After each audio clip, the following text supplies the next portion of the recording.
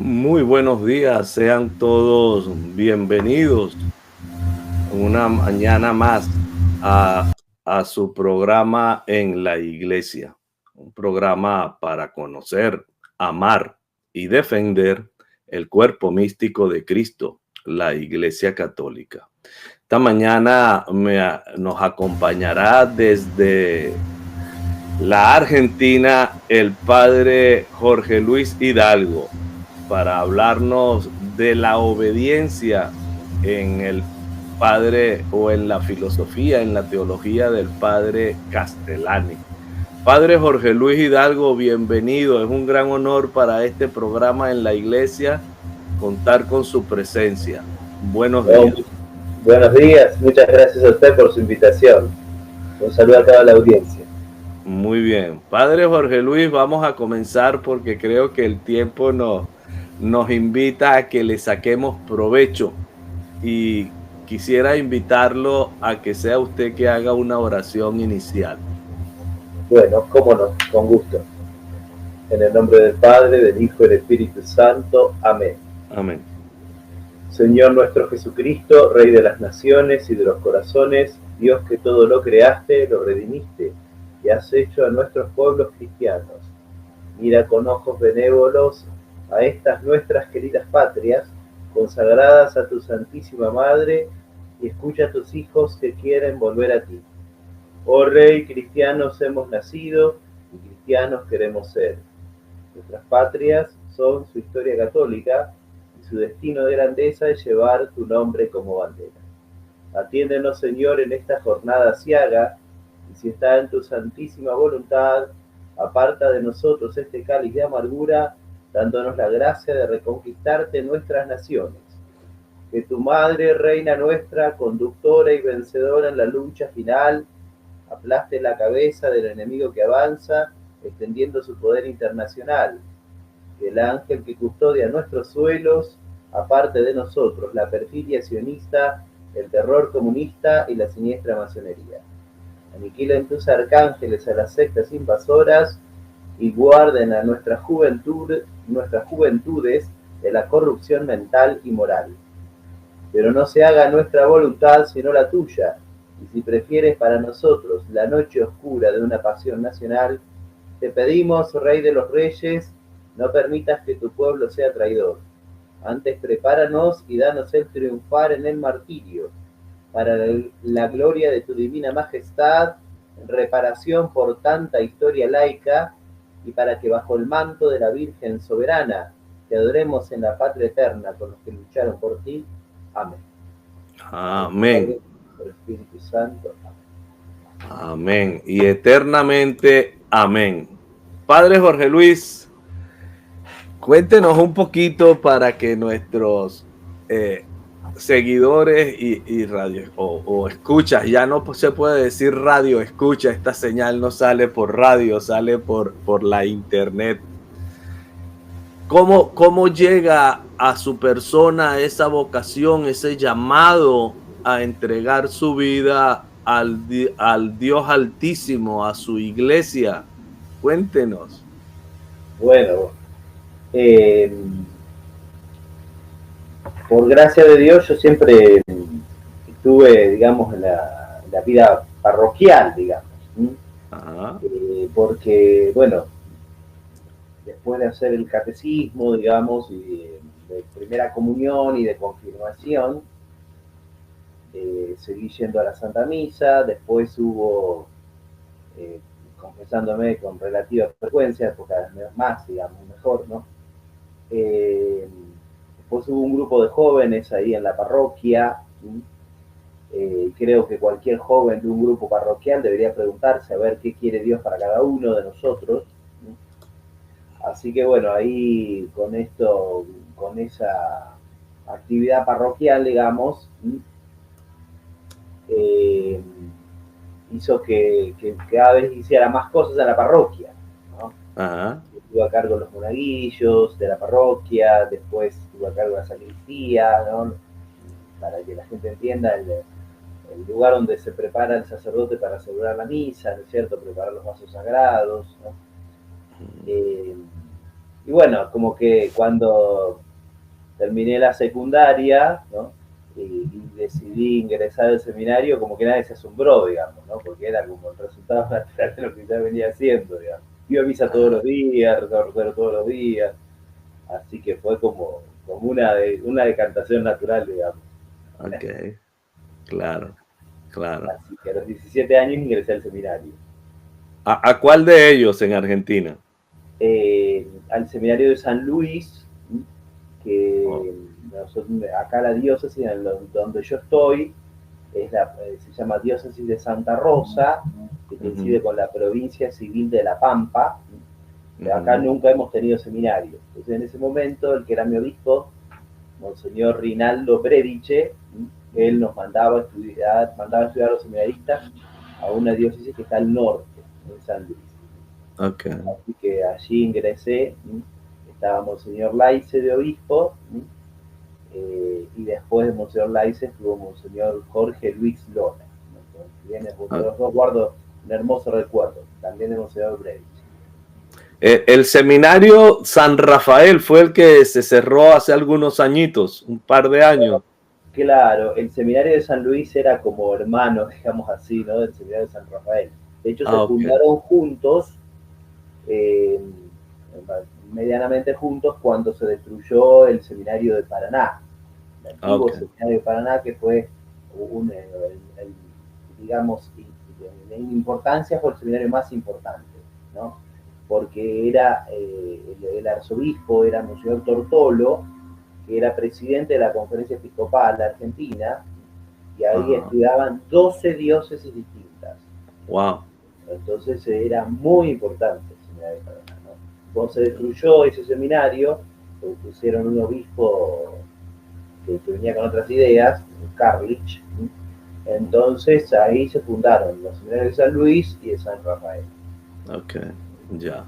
Después, bueno, eso que usted dice, se cerró el seminario de San Rafael, sin una Ajá, explicación muy clara, digamos, ¿no? Y se cambió la línea ahora del seminario de San Luis, así que ninguno de los dos ahora es confiable. Bueno, uno no ya, existe más y otro no es confiable. claro, claro. Es triste toda esta situación, pero es lo que nos ha tocado vivir y nos toca vivir como, yo diría, como prueba para nuestra fe. Y Exactamente. creo, Sí, sí. Y dentro de creo, todo, tenemos que dar gracias a Dios en la Argentina, que hemos tenido buenos seminarios, porque uno sabe de otros países, por ejemplo acá de Hispanoamérica, que no han tenido esa gracia. no, no, no. Y, Es bueno y recordarlo la también. producción intelectual desde los sacerdotes argentinos es admirable. Hay que reconocerlo. Y Digamos, es comenzando una por este, gracia de la cual tendremos que dar cuentas también, pienso, sí ¿no? señor, sí señor. Bueno, justamente hoy vamos a hablar de uno de ellos. Vamos a Y hablar no es del claro, padre del padre Castellani. Castellani, Ujú, y otro de los sacerdotes, que de hecho yo estoy haciendo mi tesis doctoral sobre la obra del padre Mendiel. Ya que Mendiel. hablamos del seminario de Paraná, es bueno recordar que la fundación del seminario de Paraná se debió a la intervención del padre Mendiel. Ajá.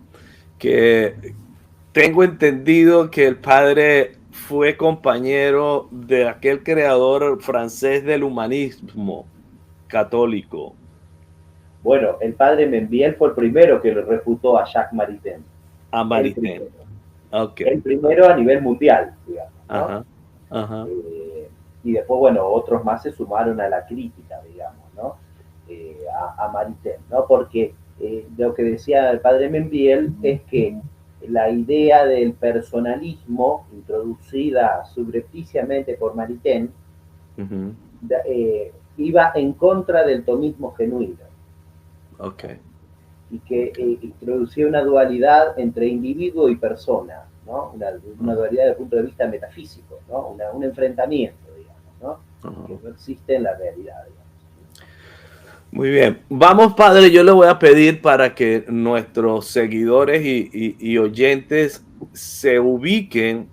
Háganos, por favor, una reseña breve. Sé que es difícil hacer una reseña breve del padre Leonardo Castellani por toda su riqueza literaria, por toda su profundidad cuando trata cualquier o trataba cualquier tema, pero denos a conocer, denos una pincelada, descríbanos quién fue el padre Leonardo Castellani y cuál es la importancia que juega no solamente para el catolicismo argentino, sino el catolicismo universal.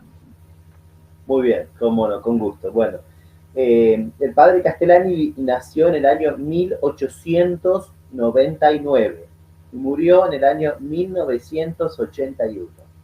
A mí cuando me preguntan a alguien que no conoce a Castellani, a mí me gusta citar una anécdota donde un sanjuanino, una provincia acá de la Argentina, se llama San Juan, un sanjuanino, fue a verlo al Padre Pío.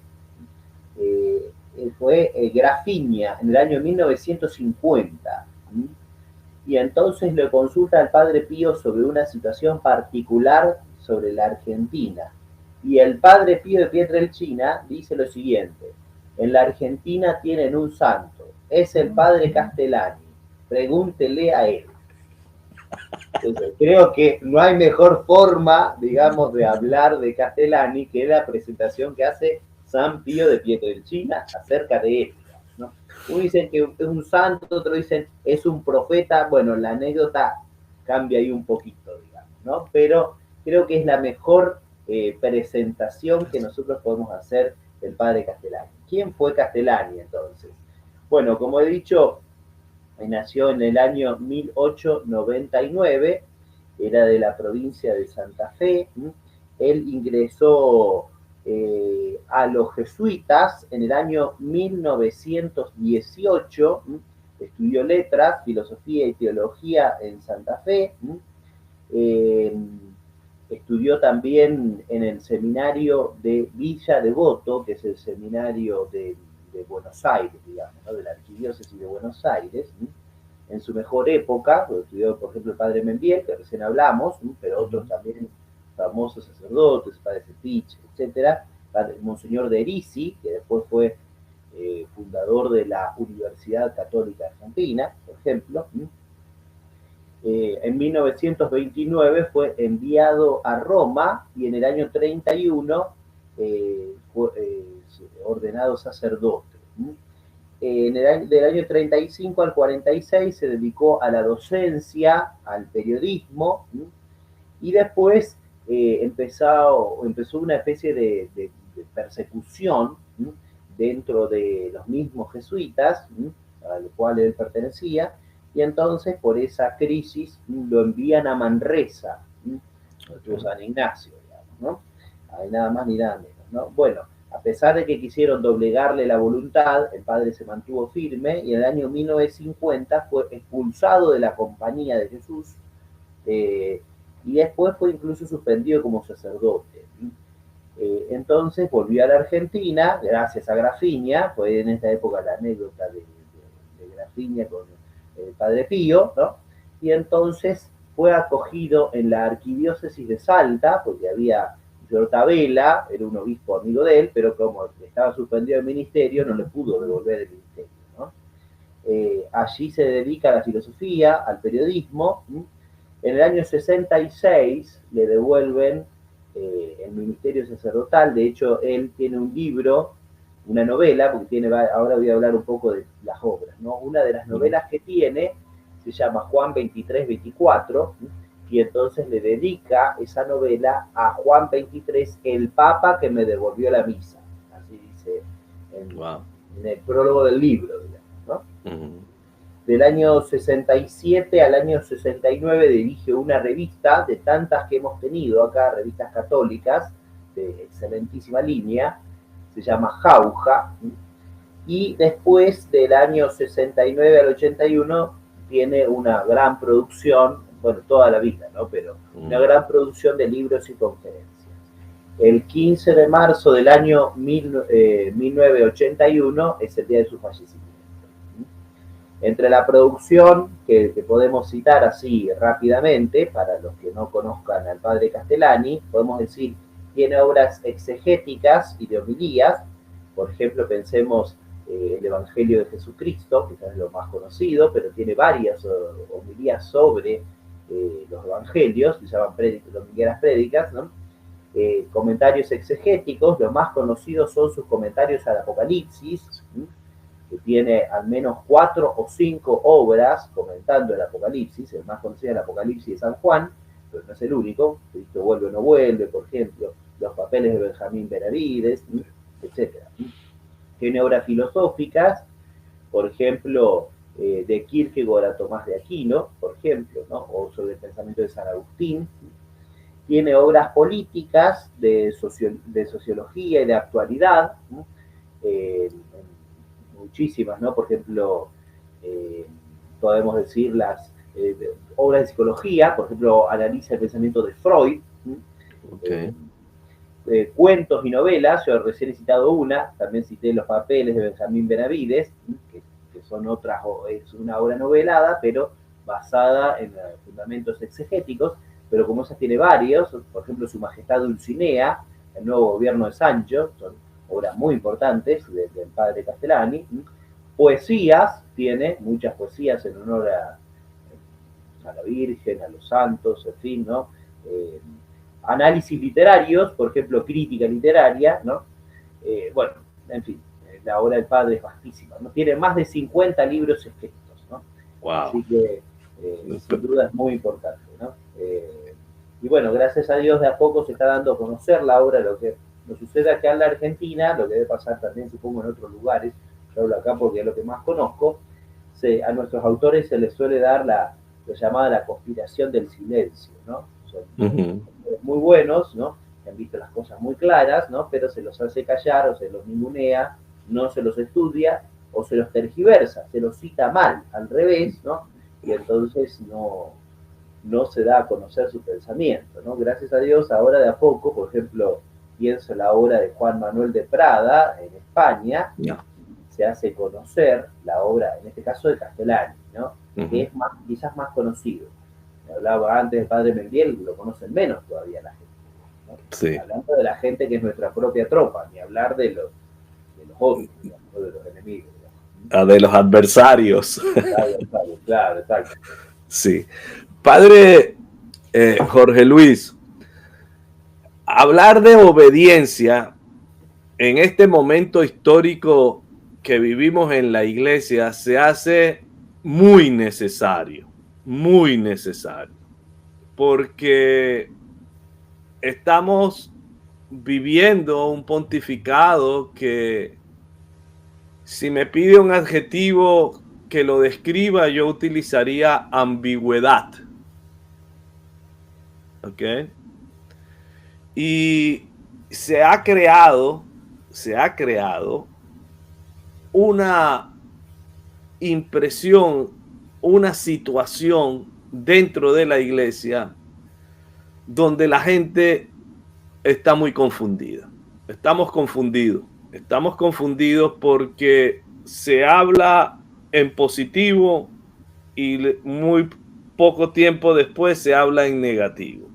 Se habla de situaciones que dejan a la interpretación individual, específicamente de los sacerdotes o de los que van a llevar a cabo la pastoral de la iglesia, unas situaciones que no son definidas en blanco y negro. Yo recuerdo las palabras en el Evangelio: que tú sí seas sí, que tú no seas no. ¿Ok? Y creo que el Señor en ese sentido nos dejó una gran lección. Y luego en el Apocalipsis nos lo reitera a través de San Juan: si eres tibio, te vomitaré. O eres frío o eres caliente. Entonces, Padre Jorge Luis, ¿qué debemos entender por obediencia en la interpretación, en la mentalidad, en el análisis teológico, filosófico que hace el padre Leonardo Castellani y que usted ha estudiado y ha generado, ha producido, nos tiene un libro que lo voy a compartir acá y el cual recomiendo ampliamente. Lo pueden conseguir en Amazon y les dejaré en la descripción de este programa el enlace para que lo puedan adquirir. El que lo quiera leer, se lo recomiendo ampliamente. La obediencia en Castellani, ese ha sido el título que hemos escogido porque va a ser el tema que nos va a desarrollar el padre y nos va a explicar. Así que, padre Jorge Luis, pues yo le pido, por favor, que nos ilustre, que nos hable de la obediencia en Castellani. Muchas gracias. Bueno, dado que recién contamos un poco la vida del padre Castellani, uno lo primero que podría decir es, o preguntarse, ¿no? Es decir, bueno, esto que dice Castellani, ¿lo dice para justificarse él mismo? ¿No? Podría ser la gran pregunta, ¿no? Porque lo expulsaron de los jesuitas, porque no podía ejercer el ministerio, etcétera, ¿no? Uno podría decir, esa es la gran pregunta, ¿no? Y entonces, que se plantean en el libro, digamos, ¿no? Y entonces uno podría decir, no. En realidad, lo que enseña Castellani es la doctrina de Santo Tomás.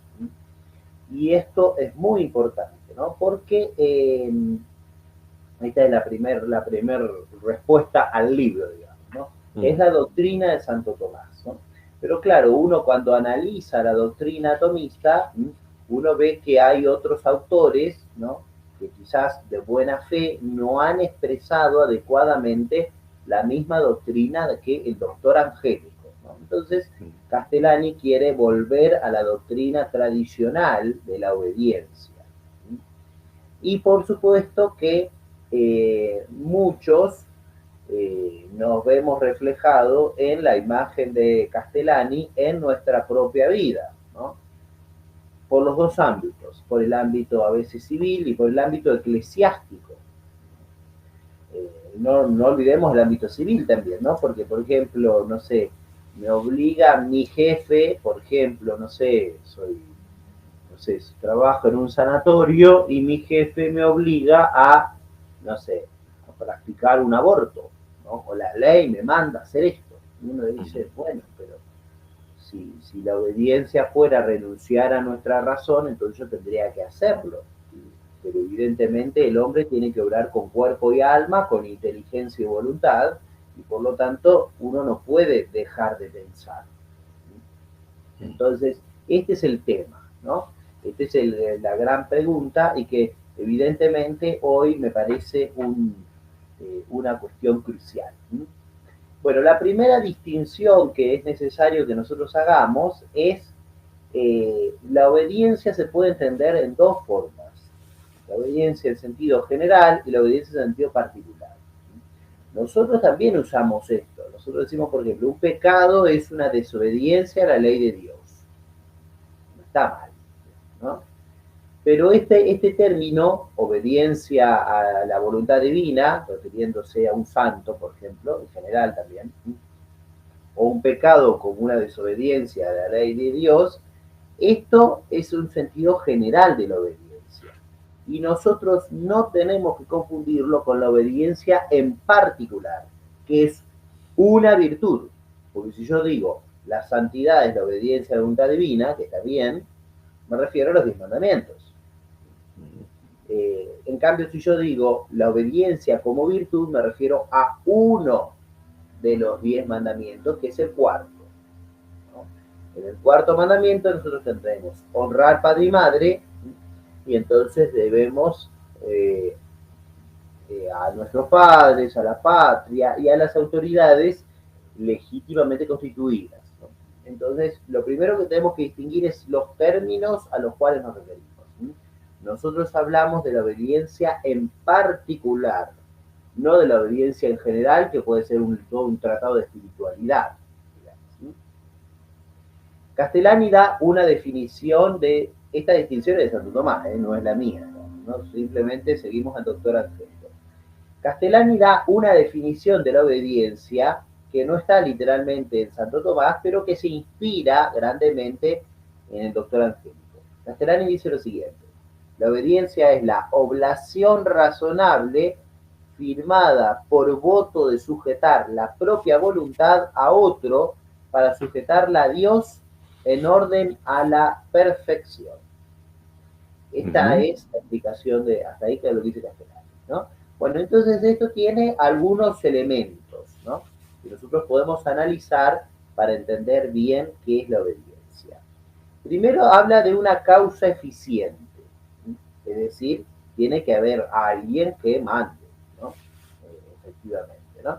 Entonces, en nosotros, digamos, en el subordinado, tiene que haber un sometimiento a un superior subalterno, pero el superior es subalterno, es decir, el superior no puede hacer que lo bueno sea malo y lo malo sea bueno, por eso no está en su capacidad, al menos en lo que responde a la ley natural. La ley natural, el superior no puede decirnos a nosotros que, no sé, que tenemos que bendecir homosexuales, por ejemplo, para poner el ejemplo de esta semana, digamos, ¿no? No, porque eso en sí mismo está mal, ¿no? Porque responde a algo que va en contra de la ley natural, punto, ¿no? Y además en contra de la ley del Evangelio, del Antiguo y del Nuevo Testamento, ¿no? Entonces, el superior es subalterno, o sea, no es que él es el factotum, digamos, ¿no?, el que responde absolutamente a todo, no, porque él está en una posición que tiene alguien por encima, ¿no? Y por eso es que la obediencia definitiva es una obediencia a Dios. Primero y principalmente es una obediencia a Dios, ¿no? Entonces, porque Dios, por ejemplo, me puso en una familia, entonces yo obedezco a mi padre y a mi madre, ¿no? Por ejemplo, ¿no? Pero si me hubiese puesto en otra familia, obedecería a otro. Pero en definitiva, Dios quiso que naciera en la familia donde estoy, por ejemplo, ¿no? O Dios quiso que tuviera, o que estuviera en tal patria.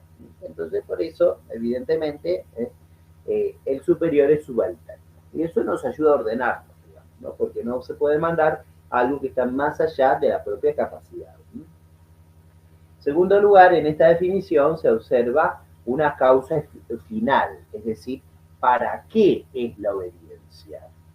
La obediencia está dirigida al bien común de la sociedad.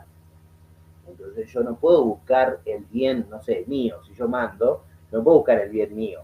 No, yo tengo que buscar, no sé, como sacerdote en la parroquia, yo tengo que buscar el bien común de todas las almas que están a mi cargo, digamos, por ejemplo, ¿no? Y yo no puedo buscar solamente el bien mío. La autoridad no es el centro, ¿no?, es la causa eficiente, ¿no? La causa final es el bien común, ¿no? Es decir, en definitiva, el bien común con mayúscula, máximo y trascendente es Dios. Entonces, de esta forma ordenamos las sociedades inferiores a las superiores, y las superiores, incluso el Estado, tienen que ordenar a Dios. Eso debe ser así, digamos, ¿no? Entonces, si yo ordeno algo que es en sí mismo un pecado, supongamos, no sé, le digo a alguna persona, mirá, no tenemos dinero, andá y robá, no, pero como fue bueno porque tengo, no sé, tengo que pagar, no sé, mantener el vehículo para ir a celebrar misa, mi fin es bueno, pero lo pongo un medio malo, ¿no? Entonces, evidentemente, ese medio malo, ¿no?, no se ordena al fin bueno, ¿no? Porque como dice Santo Tomás, bonum ex integra causa, el bien es de una causa íntegra. Malum ex quocunque defecto, el mal es cualquier defecto, ¿no? Entonces, cuando hay un defecto, cualquiera que sea, por más que mi fin sea aparentemente bueno, atender las almas, yo no puedo usar un medio malo, en este caso, robar para mantener el vehículo. Por lo tanto, esto también es muy importante siempre considerarlo. Y por último, también en esta definición se observa cuál es el fundamento de la obediencia. El fundamento de la obediencia es el orden del mundo, que para el fin último de todo es la gloria de Dios, como sabemos, el fin último trascendente. Pero Santo Tomás hace mucho hincapié que en el orden de lo creado, lo importante es el fin de cómo se ordena todo, ¿no? Y cómo lo inferior queda ordenado por lo superior. Por eso dice, siguiendo a San Dionisio, de Areopagita, dice que los ángeles gobiernan el cosmos, ¿no? Lo superior gobierna lo inferior, ¿no? Y los hombres, como sabemos, somos los seres humanos, somos la cabeza de la creación porque tenemos que gobernar lo inferior, es decir, el mundo visible, y a través de nosotros tiene que volver a Dios. Así está la mente divina, ¿no? Entonces, necesariamente, en el que gobierna, tiene que resplandecer la sabiduría, que pueda ordenar, porque es propio del sabio ordenar, como dice Santo Tomás, ¿no? Es propio del sabio ordenar, ¿no? Entonces, el que manda tiene que ser sabio y tiene que conocer el orden de lo inferior a lo superior, ¿no? Y de las causas intermedias a las causas últimas. Esto es la sabiduría que se necesita en el gobernante. Cuando no hay esta sabiduría, bueno, acá nuevamente entramos en los problemas de la falsa obediencia, a la cual vamos a ingresar ahora.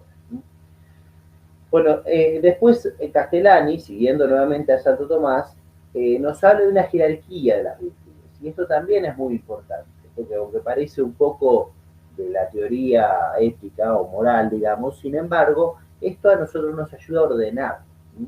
Nos ayuda a decir lo que dice muchas veces Castellani, la obediencia es una virtud moral no teologal, dice muchas veces Castellani. Y esto evidentemente es cuando hay aparente conflicto entre virtudes, ¿no? Donde parece que una cosa se enfrenta con la otra, entonces esta idea, ¿no?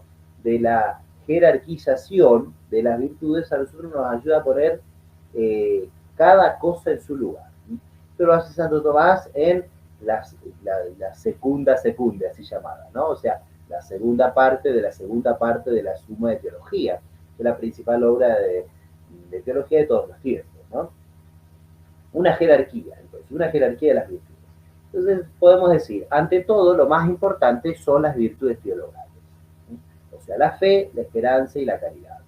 Entonces, a mí, por ejemplo, como la obediencia no es una virtud teologal, sino cardinal, como dice Castellani, entonces a mí nadie me puede mandar a hacer algo contra la fe, por ejemplo, ¿no? Entonces a mí no me pueden mandar a decir, tengo que apostatar, ¿no? Como pasaba en los primeros siglos cuando se eran perseguidos los cristianos, ¿no?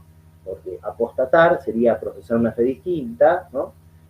Y eso va contra el ejercicio de la profesión de fe. No me pueden mandar a mí a no tener caridad, no me pueden mandar a mí a que no espere la bienaventuranza, el cielo, ¿no?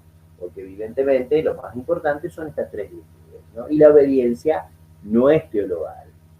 O sea, uno no obedece a la persona superior, en el ámbito que sea civil o eclesiástico, igual que como obedezco a Dios. Por eso antes hicimos la distinción entre obediencia en general y obediencia en particular, ¿no? Nos estamos refiriendo a esto, obediencia en particular.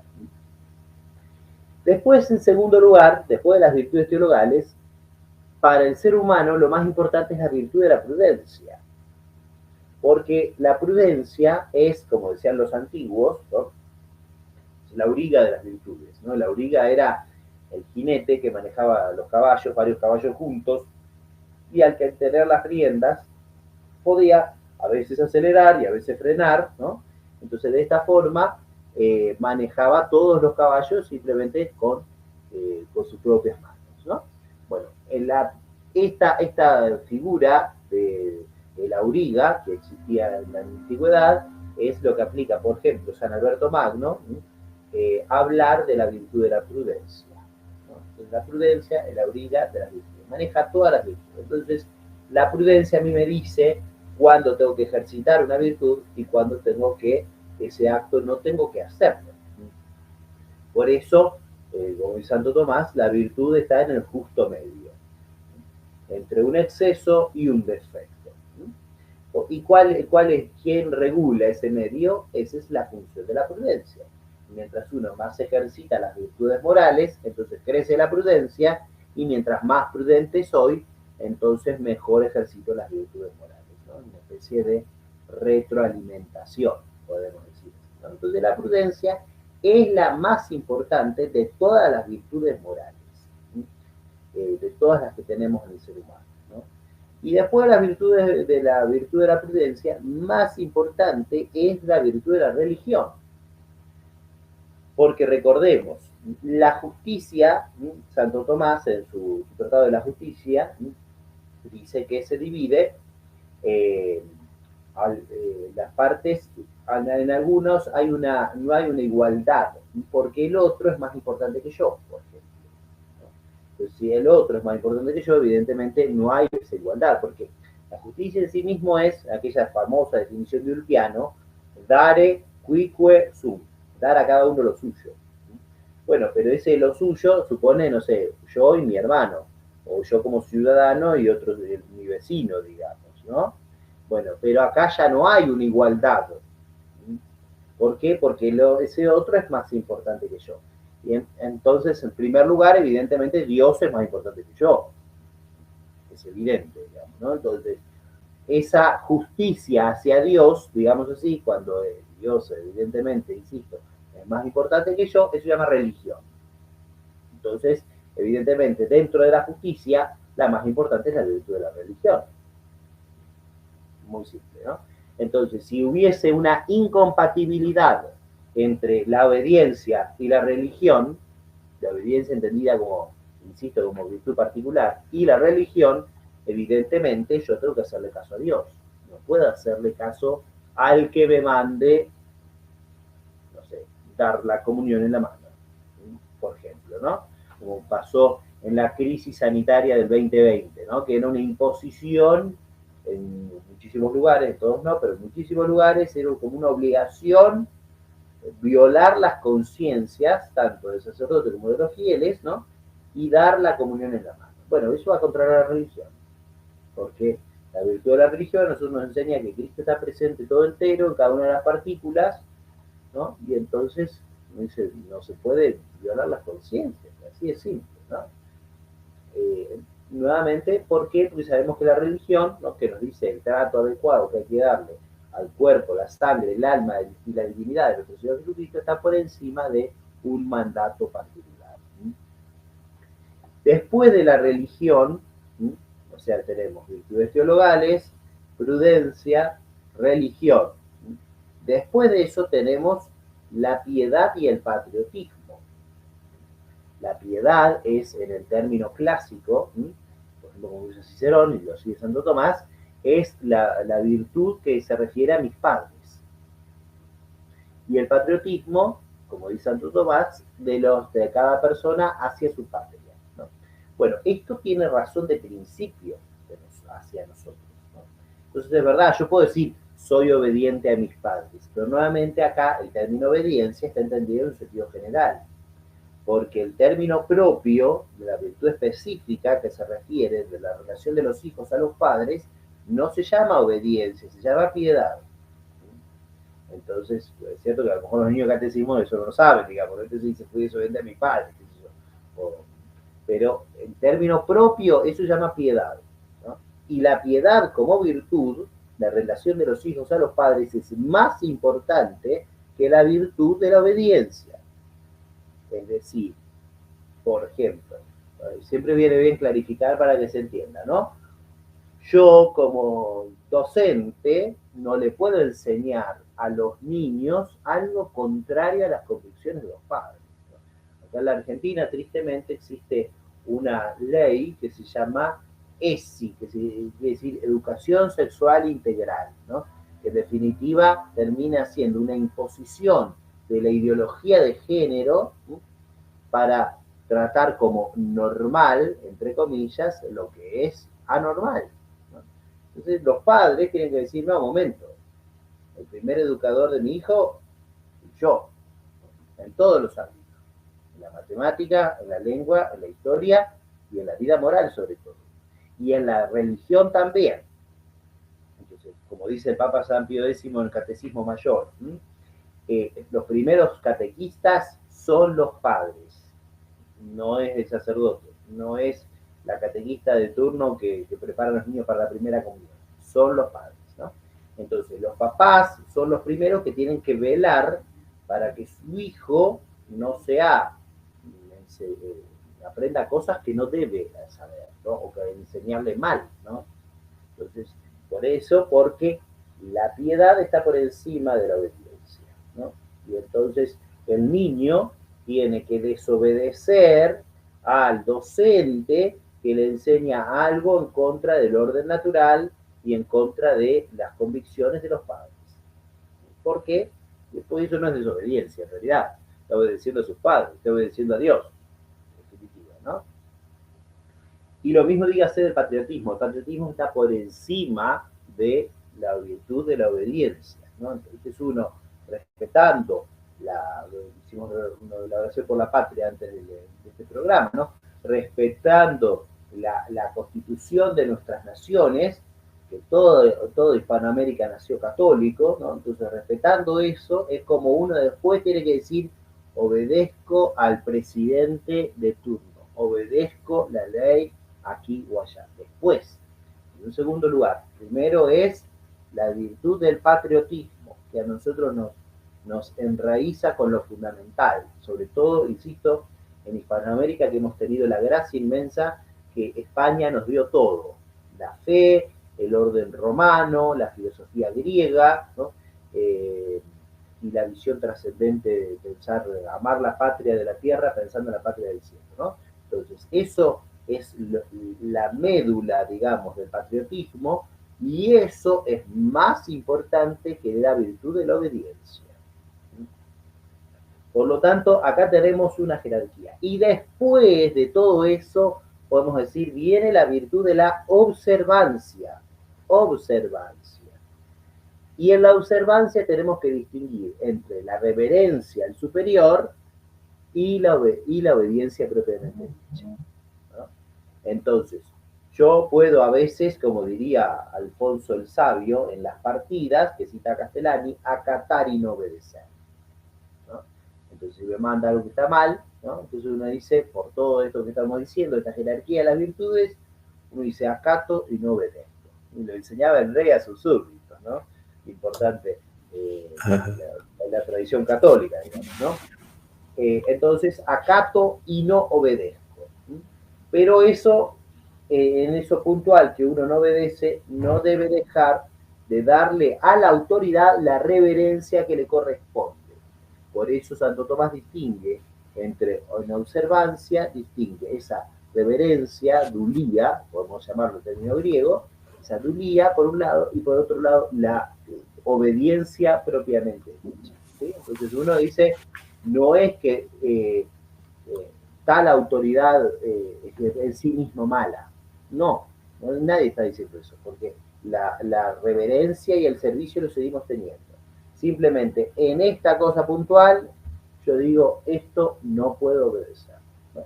Esto nos ayuda nuevamente, ¿no? Porque en un mundo tan contestatario que vivimos hoy, donde parece que todos somos iguales, por un falso liberalismo, que cree en un igualitarismo, ¿no? Nuevamente decimos, Dios ordena el cosmos de tal forma que lo superior tiene que mandar a lo inferior, ¿no? Y lo más sabio a lo que menos conoce, digamos, ¿no? Los papás a sus hijos, por ejemplo, ¿no? Y entonces esto es lo que Dios quiere. Entonces no somos todos iguales en este aspecto, ¿no? Todos los seres humanos tenemos la misma dignidad ontológica por ser personas humanas, ¿no? Pero en cuanto a la función y a la jerarquía, no es lo mismo. Entonces esto es bueno que uno nuevamente lo ponga, digamos, lo recuerde, digamos, ¿sí? Y otra cosa importante que dice Castellani, siguiendo siempre a la tradición católica, es aquello que dice nuestro Señor en la disputa con los discípulos de los fariseos y los herodianos, dice, cuando quieren hacer una trampa, ¿no? De que pague el impuesto, ¿no?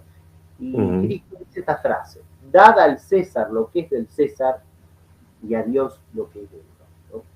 Sin entrar en la exégesis del Evangelio, que sería un tema para otra ocasión, me voy a quedar solamente con esta sentencia de Cristo, ¿no? Dad al César lo que es del César y a Dios lo que es de Dios. Porque acá nuestro Señor introduce una división clara entre dos potestades absolutamente distintas. Una es la potestad civil y otra es la potestad eclesiástica. Porque ¿qué pasaba acá? Bueno, el César decía Dios. Entonces el César quería una adoración, ¿no? O una obediencia que no le correspondía, porque no es Dios, es muy simple, digamos, ¿no? Quería que, no sé, que le echaran incienso a sus imágenes, digamos, ¿no? Bueno, y eso no corresponde, ¿no? No corresponde de ninguna forma. Entonces Cristo introduce una división, ¿sí? Y esta división entonces nos dice que hay dos potestades, ¿no? Que hay dos principios de mando, podemos decir así, ¿no? Dos principios de mando. Entonces, uno por ser ciudadano tiene que obedecer a la autoridad legítimamente constituida en cada lugar, ¿no es cierto? Y a todas, no sé, en el ámbito municipal, en el ámbito provincial, en el ámbito nacional, etcétera, ¿no? Pero además u otras actividades también que existen, otras autoridades que existen en el orden civil. Pensemos, por ejemplo, no sé, soy miembro de un club. Bueno, tengo que obedecer la normativa del club, que dice, no sé, lo que sea, digamos, ¿no? Ir con la tarjeta o tener, no sé, la revisión médica para no sé, ni infectar la pileta de natación, qué sé yo, por ejemplo, ¿no? Hay que obedecer la norma de los clubes o de la escuela, las cosas buenas que correspondan, digamos, ¿no? El ámbito civil. Pero además está el ámbito eclesiástico. El ámbito eclesiástico en donde uno dice, bueno, acá tales son los requisitos para bautizar los niños, para recibir la comunión, tales son los requisitos para, no sé, para casarse o lo que sea, digamos, ¿no? Entonces hay dos ámbitos distintos introducidos por Cristo, ¿sí? Introducidos por Cristo. Pero claro, a veces las mismas personas están en dos sociedades, como pasa a todos nosotros, ¿no? Entonces eso es lo que se llama potestad mixta. Potestad mixta. Castellani pone como ejemplo los matrimonios o los tribunales, ¿no? Donde también, evidentemente, hay, en algunas ocasiones, ¿no? Hay competencias de las dos jurisdicciones, ¿no? La civil y la eclesiástica, ¿no? Uno no puede obedecer, por ejemplo, a la potestad eclesiástica en materia civil, porque no le corresponde, ¿no? Entonces a mí no puede venir a decirme, no sé, el obispo a decir cómo tengo que manejar el tránsito, ¿no? Si el tránsito no le corresponde al obispo, ¿no? Sí me puede decir que cumple la norma civil, por supuesto, eso sí me lo tiene que decir, pero no me puede decir, no, pase en rojo. No es su potestad, no lo puede hacer porque no es ni policía ni director de tránsito, digamos, ¿no? Por ejemplo, ¿no? Y al revés tampoco, no puede a nosotros el poder civil decirnos a nosotros cuestiones eclesiásticas. Suelo poner el ejemplo en esta crisis sanitaria que hemos vivido, ¿no? Acá en la Argentina, en algunos lugares, mandaron, la autoridad civil, por ejemplo, mandó sacar el agua bendita de las iglesias, mandó que no se tocaran los santos, mandó, y uno dice, pero, un momento, ¿qué potestad tiene el Estado de que no tengamos agua bendita? ¿Quién es el Estado? El Estado que se ocupe de las cosas del Estado, digamos, ¿no? Y no en el ámbito que no le corresponde, ¿no? Entonces esto es muy importante que uno lo tenga en claro y nuevamente esto nos ayuda a ordenar, ¿no? Uno lo puede mandar en el ámbito o en el fuero que no le incumbe, que está más allá de su potestad, ¿no? Porque acá, ahí pasamos ya de una ley justa a una tiranía, ¿no? A un ejercicio despótico de la autoridad, ¿no? Que no puede ser bien, jamás bien entendida, ¿no? Entonces esto es muy importante, ¿no? Pero claro, evidentemente, frente a estas ideas de la obediencia, ¿no? Uno ve que hay una deformación paulatina, ¿no? Esto es de Castellani, siempre siguiendo la enseñanza del sacerdote argentino, ¿no? Hay una deformación del concepto de la obediencia que se fue dando a lo largo de los siglos, incluso dentro de la enseñanza católica, digamos, ¿no? Que evidentemente no era genuinamente católica. Primero, porque el fin de la obediencia es Dios, dijimos, ¿no? En definitiva, el bien común trascendente es Dios, ¿no? O sea que todo en definitiva se tiene que ordenar, lo inferior a lo superior, ¿no? Incluso el ámbito civil, ¿no? El ámbito civil no puede desconocer que se ordena al bien, a la virtud, a la belleza, a la verdad, ¿no? La verdad, el bien, la belleza, estos trascendentales, como se llaman metafísica, Dios es Dios, Dios es la verdad con mayúscula, lo bueno, solo Dios es bueno, dice Cristo, ¿no? Y la belleza, ¿no? Porque ni ojo vio, ni oído yo, ni vino a la mente del hombre lo que Dios ha preparado para los que le aman, que es contemplarlo a Él. Entonces, en definitiva, como toda ley tiene que tener la verdad, el bien y la belleza, ¿no? Entonces, en definitiva, incluso la ley civil tiene que tener como fin a Dios. Ese es el gran error de Maritain, ¿no? Que hablábamos al comienzo, ¿no? Bueno, por eso el fin del hombre es la contemplación de la verdad. Como dice Cristo, esta es la vida eterna, que te conozcan a ti, único Dios verdadero, y a tu enviado Jesucristo. Juan 17. Este es el fin del hombre. Pero esto se empezó a cambiar, ¿no? En el final de la Edad Media, en el siglo XIV, ¿no? Con una corriente filosófica llamada nominalismo. Castellani dice, el hombre prometeico por encima del hombre joáneo. El hombre joáneo, el hombre de San Juan, digamos, ¿no? El hombre de la contemplación. Sí. ¿No? Como el Apocalipsis, ¿no? El hombre de la contemplación. El otro es el hombre prometeico, el hombre que cree que puede hacerlo todo solo, por sí mismo, por su fuerza, por su capacidad, su inteligencia, lo que sea, ¿no? Esto, en definitiva, es lo que introduce el nominalismo. O sea que las cosas son puro nombre. Ya no responde a una verdad que está ahí afuera, ¿no? Sino que yo creo qué es lo que está bueno y qué es lo que está malo. Yo o el que me manda. Claro, lo que pasa es que en el siglo XIV, evidentemente, creían en Dios. Entonces, claro, como el que me manda es Dios, no había problema, digamos, ¿no? Pero esto puso el primer germen de desviación respecto de la obediencia, ¿no? Y voy a decir por qué, ¿no? Esto se traduce en la vida espiritual con una corriente errática que se llama devocio moderno, ¿no? Pero en este tema no voy a entrar, ¿no? Pero me voy a quedar con el tema de la filosofía. Dos personajes especialmente franciscanos, Duns Scoto y Occam. El peor evidentemente fue Occam, ¿no? Pero Duns Scoto ya puso este inicio al poner la voluntas ordinata, la voluntad ordenada, en contra de la voluntad absoluta. Dios podría hacer otras cosas, pero por su voluntad ordenada quiere el bien. Pero Dios podría no mandarnos el bien. Uno dice, pero momento, ¿cómo Dios me va a mandar algo que no sea bueno?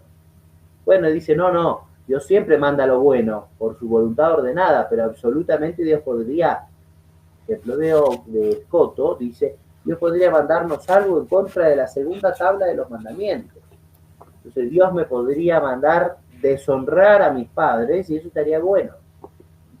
Me dice, no es así. Naturalmente no es así. Es, en definitiva, un ataque al concepto de ley natural. Bueno, esta idea de Duns Scoto se vio agudizada y profundizada en Occam, que es el verdadero nominalista, ¿no? Occam dice que incluso Dios podría mandarnos algo en contra de la primera tabla de los mandamientos. Eso es una locura. ¿Cómo Dios me va a mandar a mí que lo odie y entonces sería bueno? Es un disparate, digamos, ¿no? Entonces, evidentemente, ¿por qué Occam llega a esto? Por una negación de la metafísica. Él usa su argumento de la navaja, ¿no?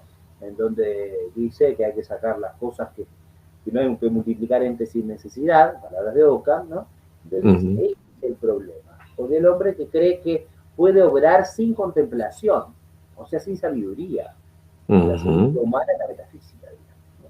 Entonces, la metafísica entendida en el sentido filosófico, no como lo entiende a veces la gente de yoga, esas cosas, no, nada que ver, ¿no? Sí, la verdadera metafísica, digamos, ¿no? Entonces, sí, la sabiduría humana no se puede obrar así, digamos.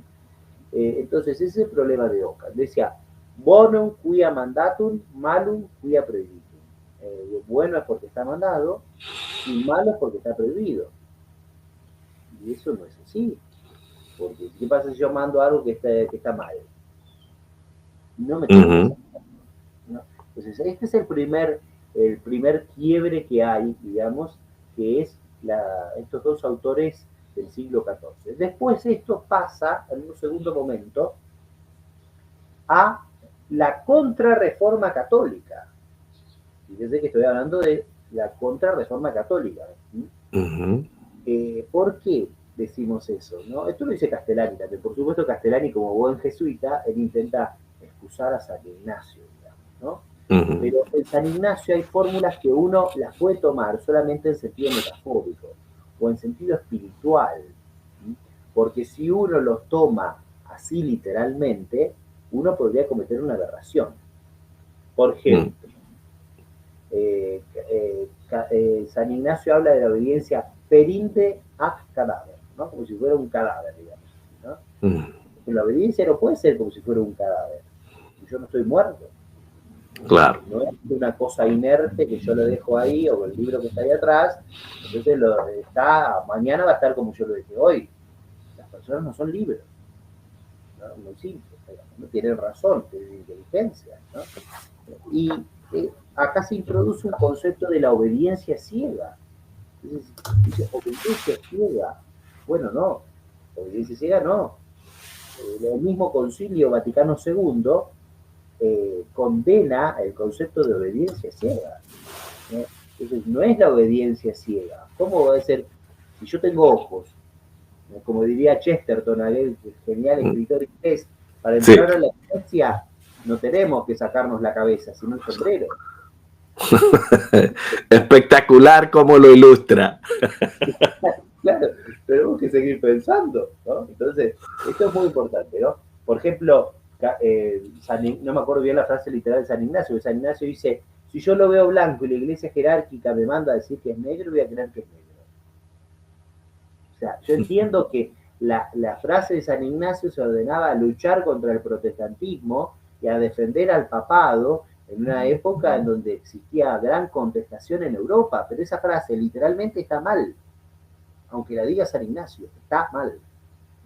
Yo lo veo blanco, por más que el Papa me diga que es negro, es blanco. Pero nuestro sentido no nos engaña. Sí, sí. El problema está que se introduce en la obediencia grados, ¿no? Y entonces en la obediencia se dice, primero importa la ejecución de lo mandado. Está bien, eso es obediencia. Segundo, implica hacer propia la voluntad del superior. Y uno dice, bueno, ahí ya quizás habría que hacer alguna distinción, digamos, ¿no? ¿Cierto? Tengo que hacerlo bueno, perfecto, pero no puedo hacer siempre mía la voluntad del superior, ¿no? Y en tercer lugar dice, hay que llegar a la obediencia de entendimiento. Y este es el problema. La obediencia de entendimiento, pero la obediencia en realidad no cae en el entendimiento. La obediencia cae en la voluntad, decíamos antes que decimos la jerarquía de las virtudes. Entonces, no es que yo tengo que renunciar a pensar, o tengo que verlo como lo ve el que me manda. Yo puedo confiar de que mi juicio no puedo estar inclinado, lo cual sería muy virtuoso, a decir, a lo mejor yo me estoy equivocando. Claro. No la sé toda, claro que sí, eso es verdad, digamos, ¿no? Pero yo no puedo pensar en que tengo que dejar de pensar, que tengo que destruir mi inteligencia, ¿no? Que no tengo que ver nada, ¿no? Bueno, no, lo que sí está mal, insisto, es malo, y ya. Así que este concepto de obediencia y entendimiento, ¿no? Es el que pasa a San Alonso Rodríguez, por ejemplo, es el que llega a Francisco Suárez. Francisco Suárez es el teólogo por antonomasia de los jesuitas. Y muchas veces acá, en América, no se enseñó a Santo Tomás, se enseñó a Francisco Suárez. Y Francisco Suárez, en muchas de las cosas, es un gran comentador de Santo Tomás, que muchas de las cosas no sigue la doctrina del doctor Angélico. Y una de las cosas es esta. Por ejemplo, Suárez destruye el acto de imperio y el acto de la ley.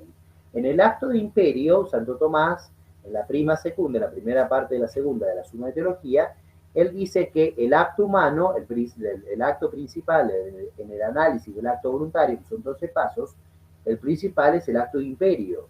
Y el acto de imperio corresponde a la inteligencia, porque es la inteligencia la que ordena a la voluntad de hacer esto, a las pasiones que se ordenen, no sé, a los pies a caminar, o a la mano a tocar, o a agarrar, o a alejarse, etcétera, ¿no?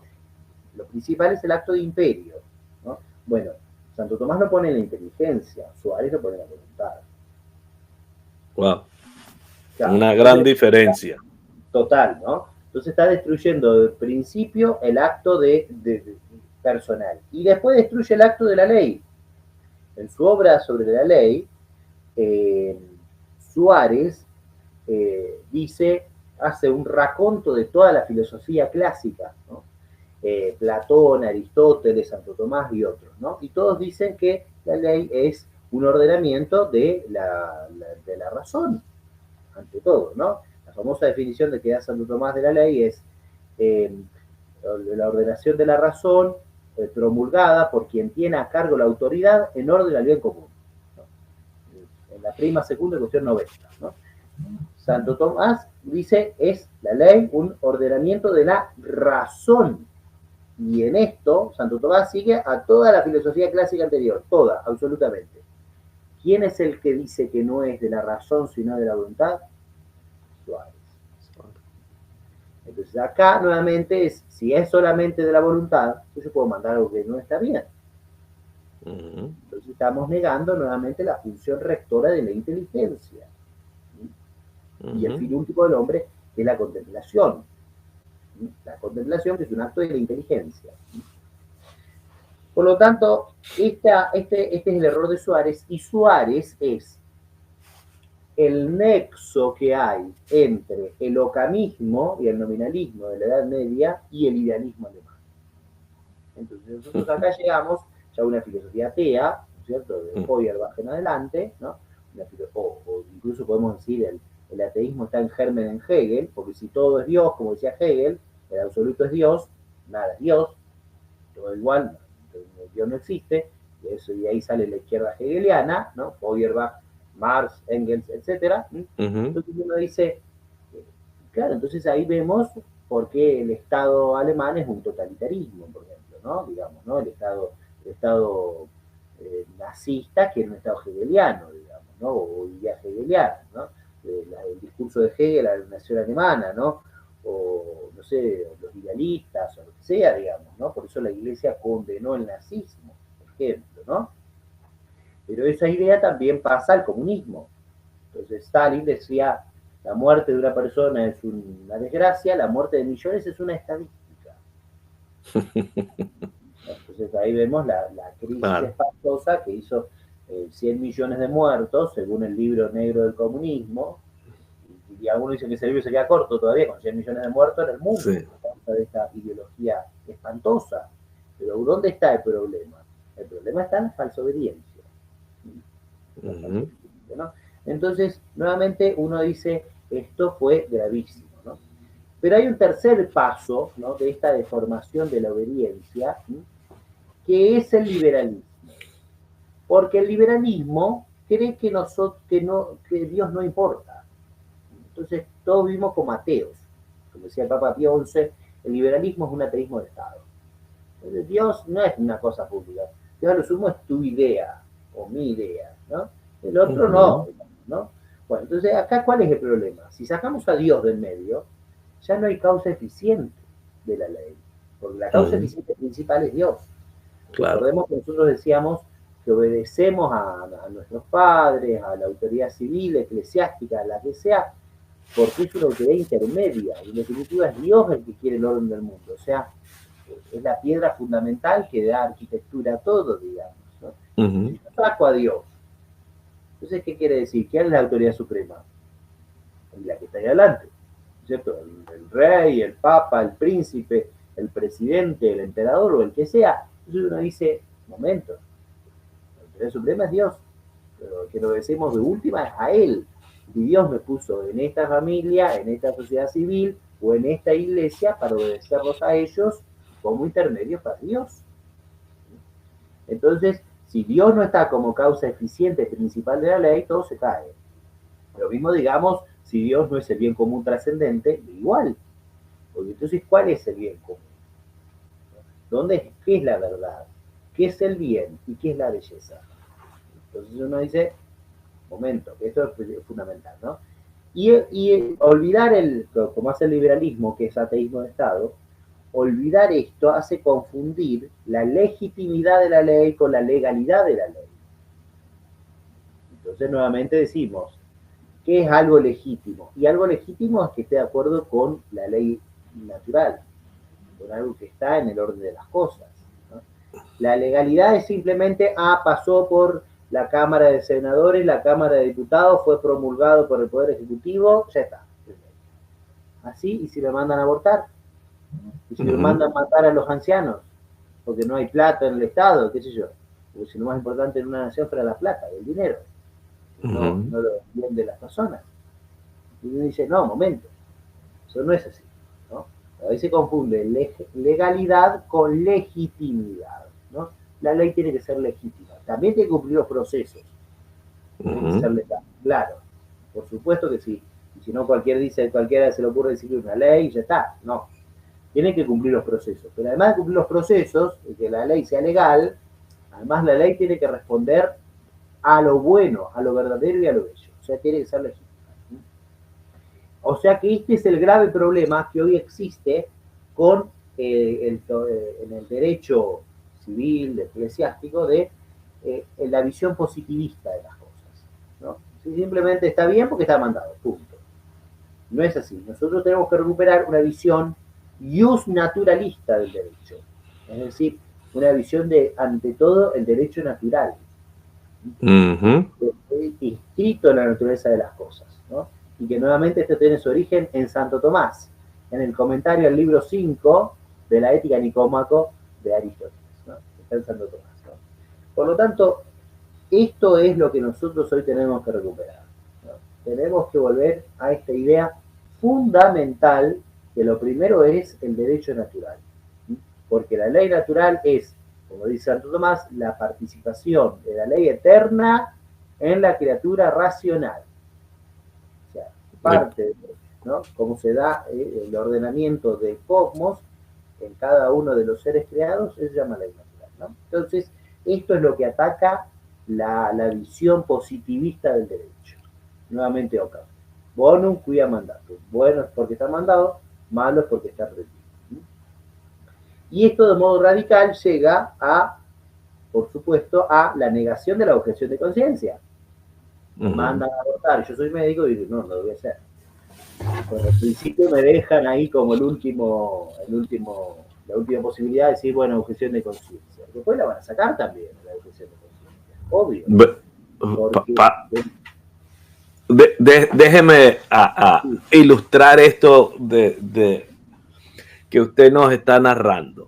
El caso de el obispo Fernández en Bayamón, Puerto Rico, que apeló a la objeción de conciencia de que él no podía obligar a los empleados, a los sacerdotes de su diócesis a colocarse la vacuna de manera dictatorial. Es decir, no, yo no puedo ir por encima de la conciencia de cada uno de ellos, porque lo que se trata es que no ha habido en la historia un caso de que te obliguen o te impongan un tratamiento o una vacuna. ¿Ok? Cada quien, yo tengo una enfermedad, voy al médico, el médico me explica las posibilidades de tratamiento y yo elijo cuál tratamiento, o puedo elegir, tengo el derecho de no querer ningún tratamiento. Pero ¿cómo me vas a imponer que yo tenga que hacer algo que mi conciencia no me permite, por ejemplo? Y por esa razón, pues, lo cancelaron. Exacto. Sí, tal cual. Lamentablemente hay esta mala praxis, digamos, ¿no? De cosas que son objetables o que uno podría decir no sé si están así, o que hay argumentos incluso científicos que ponen en duda todo el proceder de la llamada pandemia, me gusta decirle pandemia, ¿no? Ajá, O del de acuerdo. accionar de esto que llaman vacunas, que también es bastante dudoso. Entonces uno dice, ¿cómo lo van a sacar por esto? ¿Por qué no más bien no sé, no sacan, podemos decir así, o no remueven del cargo a alguien que promueva, no sé, la homosexualidad, que ataque Ajá. sistemáticamente la fe? Entonces, ¿qué es lo más importante en la iglesia? ¿Sí? Ujú. Nuevamente, ¿no? El sobrenatural, o una cuestión, digamos así, cuestión disputada, supongamos, ¿no? Una cuestión disputada en el ámbito científico. ¿Qué es lo más importante? ¿No? Claro. Entonces, bueno, tenemos un grave problema, digamos, ¿no? Pero insisto que la objeción de conciencia es como el último rescoldo, digamos, ¿no? Porque cuando ya pusieron todo lo otro, eh, tarde o temprano la van a negar. Por eso, lo último que va a imperar, ¿no? en el mundo es una obediencia dictatorial, ¿no? Ujú. Una obediencia en donde directamente, una mala obediencia, digamos, ¿no? Una mala obediencia en el que se va a obligar a todos, ¿no? A hacer lo que quiera el que mande, ¿no? Ujú. Entonces, eso evidentemente no es así. Por eso tenemos que decir que la obediencia es el medio, como decíamos antes, ¿no? El medio entre dos extremos. Los dos extremos están mal. Desobedecer siempre, sistemáticamente, a quien está mal, digamos, ¿no? Y lo que está también mal es la falsa obediencia o el obediencialismo, que podemos llamar, ¿no? Que ese obediencialismo es obedecer a quien no se debe o en la materia que no se debe, ¿no? Esto podemos decir que es como, la idea de, digamos, como de cierre o arquitectura final, digamos, ¿no? De esto que estamos nosotros aquí expresando, ¿sí? Eh, y por eso nosotros tenemos que preguntarnos, qué hay que hacer frente a estas cosas, digamos, si nos mandan algo que está mal, digamos, ¿no? Bueno, lo que primero tenemos que decir es que tenemos que distinguir entre, Castellani lo hace, entre obediencia y paciencia, ¿no? Porque, por ejemplo, a mí me pueden mandar algo que en sí mismo esté mal, pero si no va contra mi conciencia, y no va contra los principios, uno podría decir, bueno, lo hago simplemente para que no sé, me dejen hacer lo que tengo que hacer. Por ejemplo, ¿no? En la pandemia, Ujú. acá en la Argentina, nosotros los sacerdotes nos pedían un pasaporte, ¿no? Que lo podíamos hacer, porque éramos considerados en ese momento ministros esenciales, ¿no? Vamos hasta cuándo nos consideran esenciales, ¿no? Pero bueno, ministros esenciales. Entonces uno presentaba una tarjeta y uno decía, bueno, pase, ¿no? En realidad, esa normativa va en contra acá en la Argentina de la Constitución Nacional, ¿no? De la Oh. Constitución Nacional, dicen, cualquier estudiante de Derecho lo sabe, es la norma suprema de la Nación. La norma Ujú. suprema de la Nación, la Constitución Nacional, dice que todos los seres humanos en la Argentina tienen libertad de movimiento, libre Ujú. circulación. Uno dice, pero un momento, ¿para qué me pide la tarjeta si tengo libre circulación? Entonces, hay una norma superior, que es la ley fundamental de la nación, que dice que tengo libre circulación. Entonces, ¿para qué me pide la tarjeta? Uno dice, bueno, pero presentar la tarjeta en sí mismo no es malo. Simplemente yo quiero que me dejen pasar, que no me detenga la policía, y quiero ir a ver al enfermo, que no se me muera, si lo sacramento.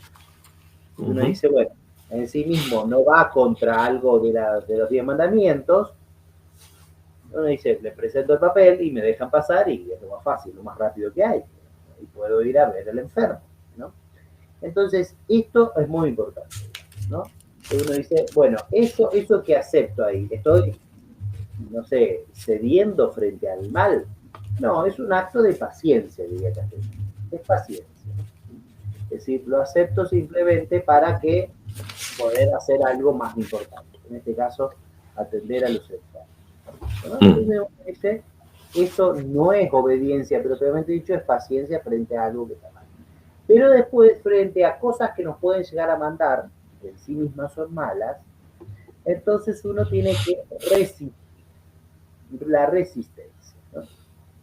Ante todo podemos decir la resistencia pasiva, es decir, yo me niego a obedecer lo que está mal. Yo me niego a obedecer en todos los ámbitos, ¿no? Yo me niego a obedecer la ideología de género.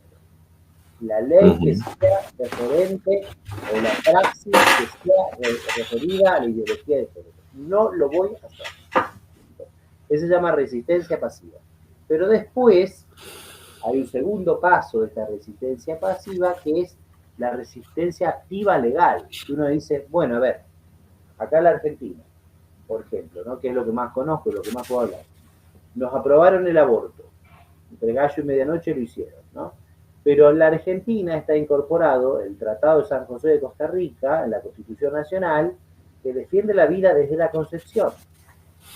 Entonces, nuevamente, hay una norma superior, ¿no? Que va, o una norma inferior que va en contra de la norma superior. Uno dice, entonces, ¿yo cómo voy a obedecer? Entonces, bueno, dado que la normativa constitucional o supraconstitucional, ahí varían los juristas, cómo hay que entender los tratados internacionales adoptados por la Constitución, dado que hay una norma superior que va en contra de la inferior, yo voy a recusar la inferior para obedecer la superior. Entonces, el aborto no se puede hacer. Bueno, pero eso no lo puedo hacer yo como particular, lo tiene que hacer el que corresponde, ¿no? Que es los jueces, ¿no? Que es la Corte Suprema de la Nación. Entonces yo, como resistencia activa legal, voy por todos los medios legítimos a recusar, a atacar esa norma mala para que se cumpla la ley superior, ¿no? Se llama resistencia activa legal. Si esto se acaba, ¿no? Y esto no hay más, entonces uno puede dar incluso un tercer paso, habiendo agotado todo lo anterior, ¿no? Que es la resistencia activa mano armada. Esto es lo que hicieron los cristeros en México. En México los cristeros hicieron una resistencia activa legal, donde el Estado no podía perseguir a los sacerdotes, menos matarlos, como estaba haciendo, ¿no? El Estado no podía impedir, ¿no es cierto?, el ejercicio del culto.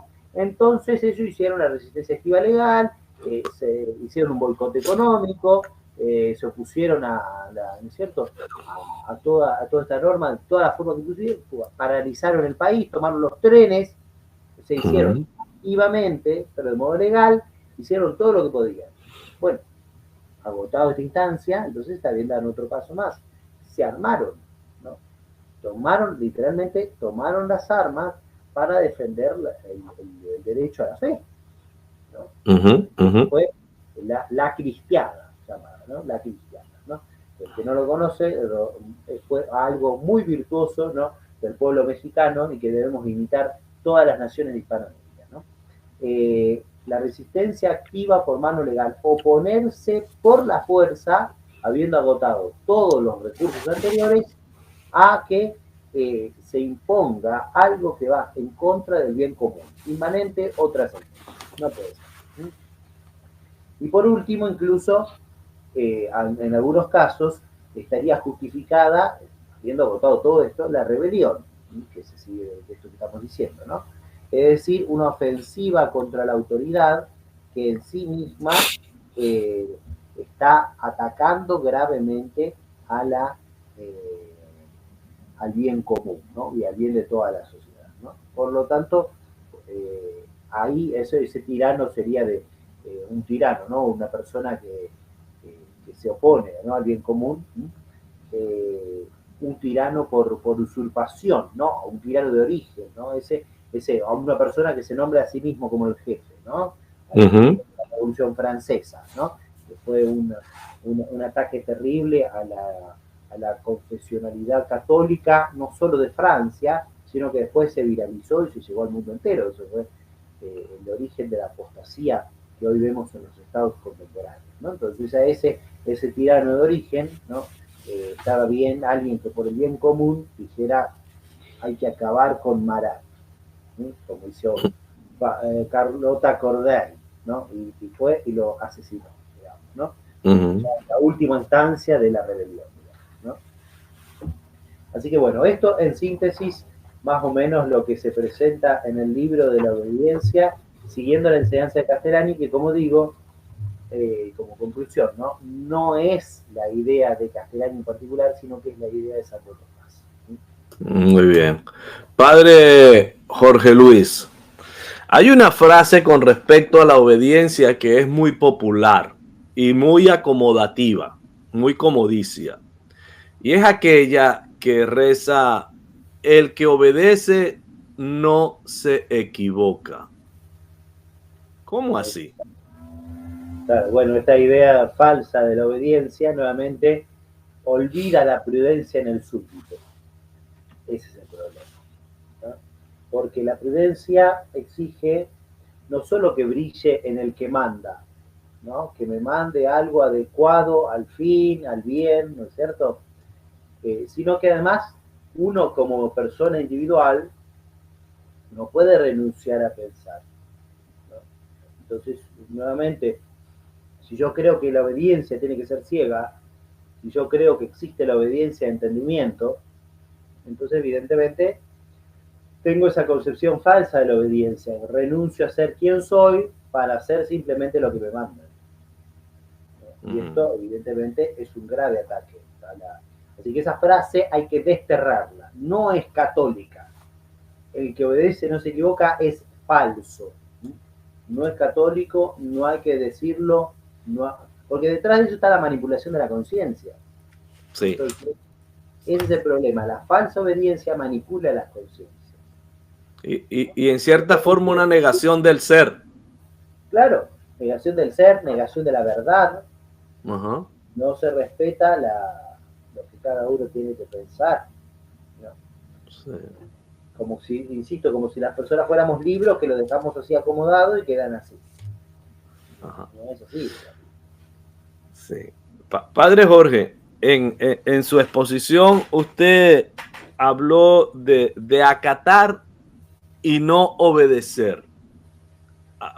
¿Será posible que lo ponga en ejemplos, en frases que cualquiera de nosotros no muy versados en la suma teológica, no muy versados en el conocimiento de ese santo al que aludió el Padre Pío de Leonardo Castellani, el Padre Castellani, podamos entender?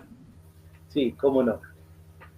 Que uno, una cosa puntual no obedezca, no quiere decir que uno rechace en sí mismo a esa autoridad, ¿no?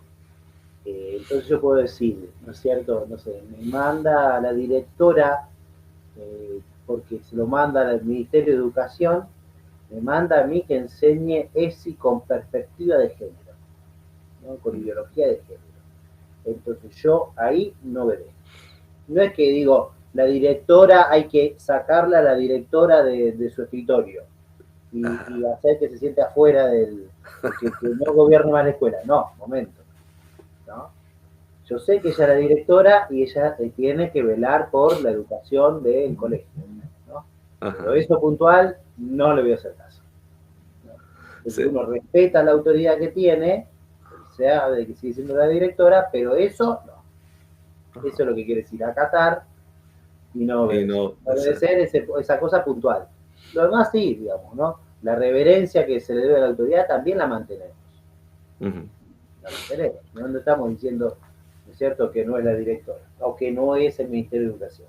Pero en eso puntual no hacemos caso.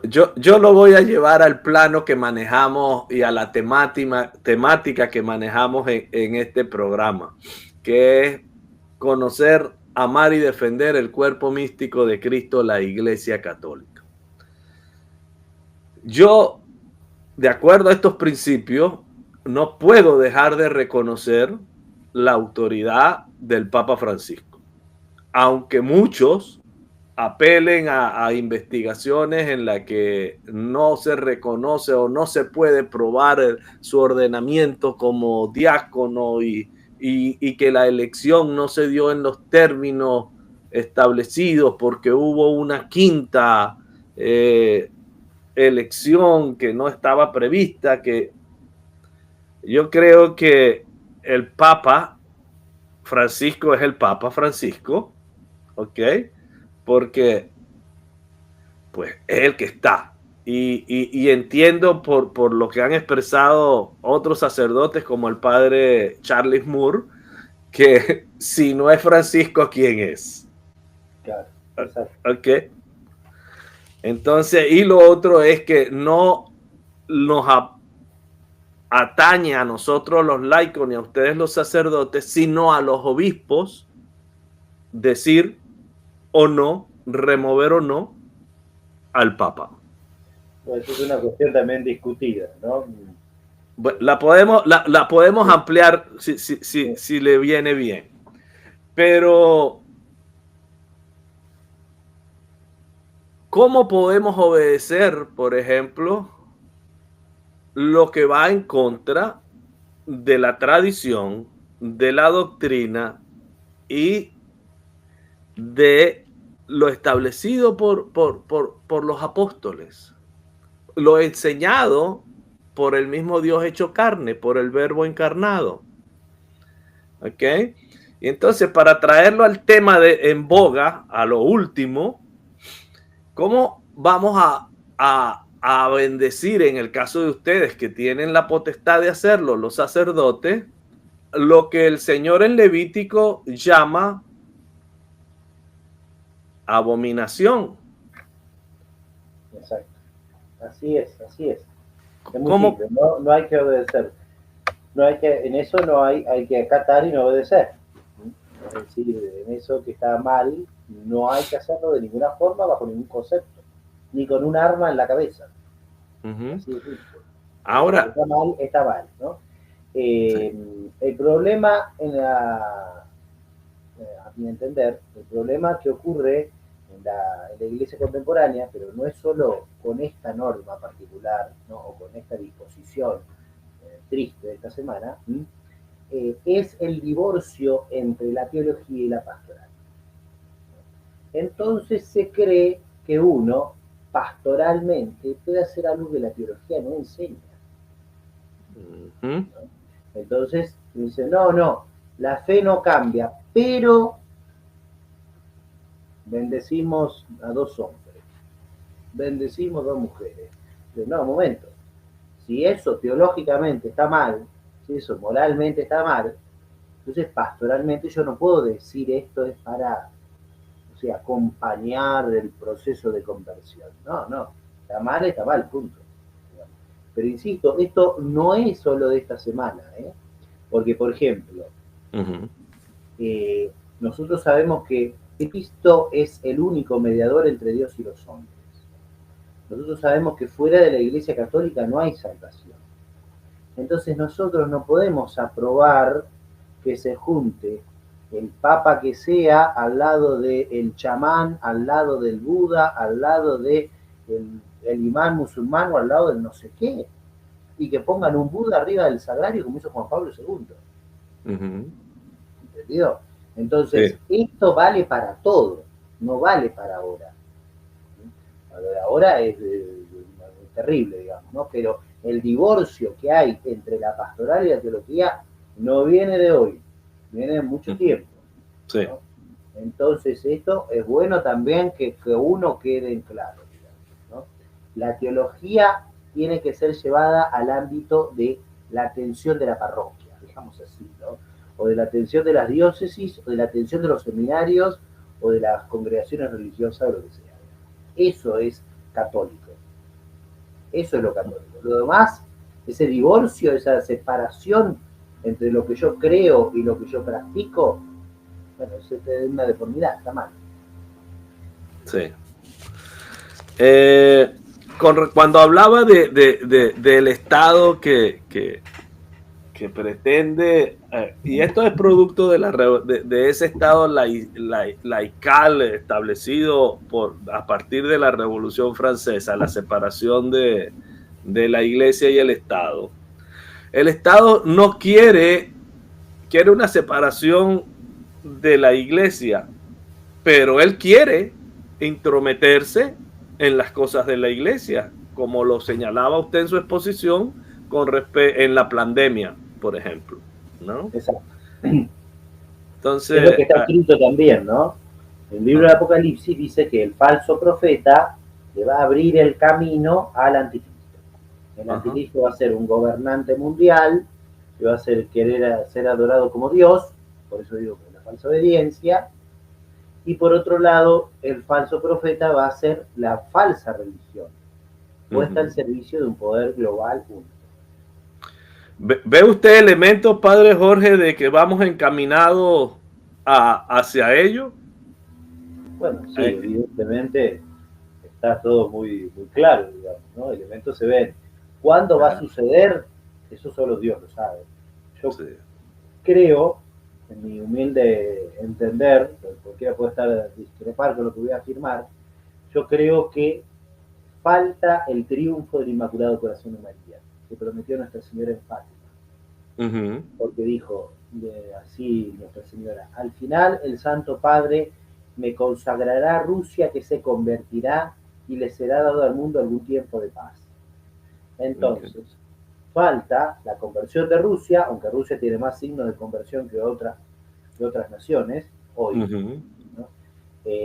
Falta la conversión de Rusia porque todavía no es completa, porque para mí que Rusia se convierta quiere decir que sea católica, cosa que hay católicos, pero no es una nación católica, es hoy una nación ortodoxa, pero no católica, y después que se ha dado al mundo algún tiempo de paz. Ese tiempo de paz todavía no lo hemos vivido.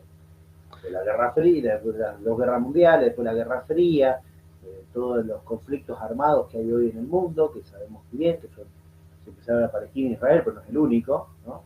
ujú, Azerbaiyán y Armenia, por ejemplo, o en Nigeria, ¿no? O la exterminación de los kurdos en Turquía, etcétera. Digamos. Todo eso nadie dice nada, ¿no? no, O China sistemáticamente en algunos de sus ciudadanos, etcétera. Digamos, ¿no? De eso, como que el tiempo de paz todavía no lo vimos. no, Entonces, para mí falta el cumplimiento de esto. A mí es mi entender. sí. Siguiendo a los que más, un poco saben más. Podríamos o se podría relacionar ese tiempo de paz que habla la Santísima Virgen en Fátima con lo que llaman el milenarismo, esos 1000 años de... Bueno, ese es un tema interesante, digamos, ¿no? Que habría, quizás no estoy tan preparado para hablar profundamente de ello, pero Castellani hace una interpretación del milenarismo Ujú, que cree de un reinado aquí en la tierra, ¿no? De Cristo. También esa fue una de las causas por las cuales él fue suspendido del ministerio, aunque él escribió un libro junto con Alcañiz, defendiendo que era la doctrina patrística de los primeros siglos, y que por lo tanto la iglesia no podría cambiar la doctrina de los primeros padres de la iglesia. Eso es ujú, lo que dice Castellano. Eh, que no es un reinado así de Cristo, así como estamos nosotros físicamente acá sentados, digamos, ¿no? ajá, Eh, a mí personalmente me parece más, insisto que es un tema que tengo que profundizar un poco más, ¿no?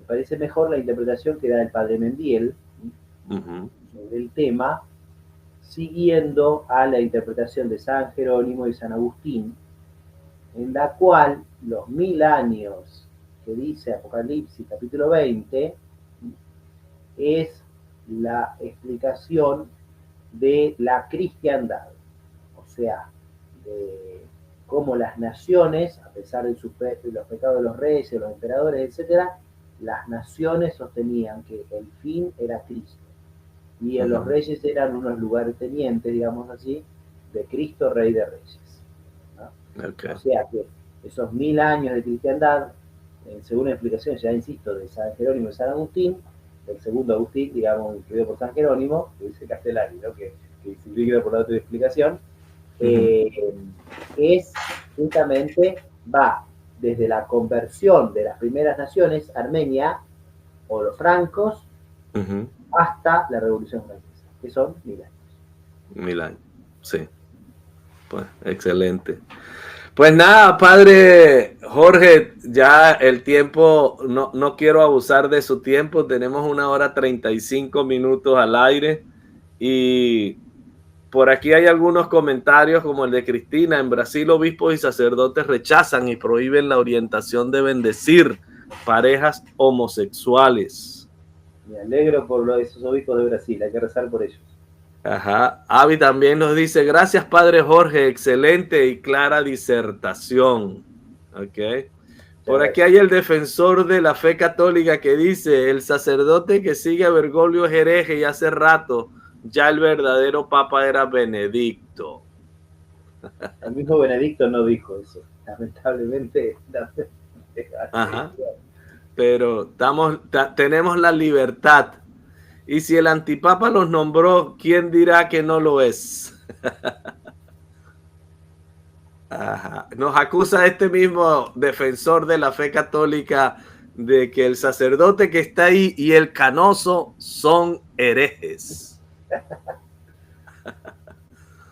Ahora por aquí me dice, ayer nos dice Da R. Ayer no dejaba hablar al otro sacerdote, al padre, ayer tuvimos al padre Charles Moore. Y ahora parece que el señor de cabello blanco está dormido. No estaba dormido, estaba muy atento, prestando atención a la exposición del padre Jorge Luis. Y en la dinámica de este programa que es sobre Castellani, yo no tengo conocimiento alguno sobre la obediencia en Castellani. Por eso no interrumpí al padre Jorge Luis respetando su exposición, porque creo que sería de mayor provecho tanto para ustedes, nuestros oyentes, como para mí el seguir con atención la exposición del padre. Así que, ¿qué otra cosita hay por aquí? Pues nada, por aquí, gran sacerdote, nos dice Fides et Opera de Chile. Hermanos, no perdamos la calma y reforcemos la oración.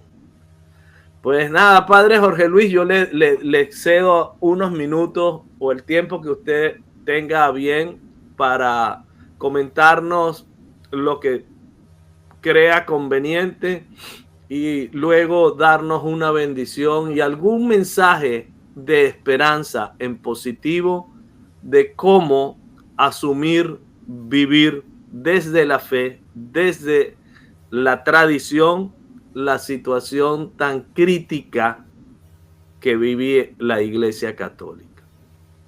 Muy bien, bueno, muchas gracias. Bueno, gracias por los comentarios y las apreciaciones de todos los que han escrito. Yo creo que el ejercicio de la virtud de la obediencia hoy es muy difícil. ¿Por qué? Primero, porque hay que buscar la prudencia, tanto en el que manda como yo como súbdito que tengo que obedecer lo que me dicen y me piden, ¿no? Pero también es verdad que cada uno, como hay que ejercitar la propia prudencia, uno puede decir, bueno, no, este que me manda es siempre el mismo, no sé, desgraciado, entonces no voy a hacer nada de todo lo que me dice. Y eso está mal. Eso está mal, ¿no? Entonces, es necesario que uno recupere la justa medida, digamos, ¿no? de la obediencia, ¿no? Porque también los padres espirituales siempre han hablado que nadie es buen juez en causa propia. Y esto es muy importante también para el crecimiento interior. Entonces, en la iglesia, uno lo que tiene que hacer es, por ejemplo, buscar los ambientes donde uno sabe, acá, con los defectos que todos tenemos, pero acá se busca la gloria de Dios, se busca el bien de las almas, se enseña los 10 mandamientos, se enseña la doctrina católica, ¿no?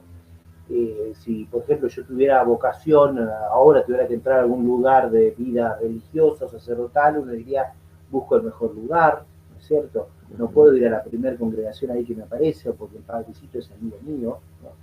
No, porque justamente me van a después a mandar algo que está mal, ¿no? Entonces, es necesario que busquemos los mejores ambientes, ¿no? Tanto en el ámbito católico, bueno, si bien a veces no nos queda otra, vivimos donde estamos, pero elijamos, ¿no? Elijamos, o a lo mejor puedo elegir este club y no el otro, digamos, ¿no? O esta escuela y no la otra, digamos, ¿no? Entonces, elijamos lo que mejor convenga a nuestra alma, ¿no? Elijamos lo que más ordena el bien común del cielo, de la vida eterna, digamos, ¿no? Y esto es lo primero y principal, me parece, ¿no?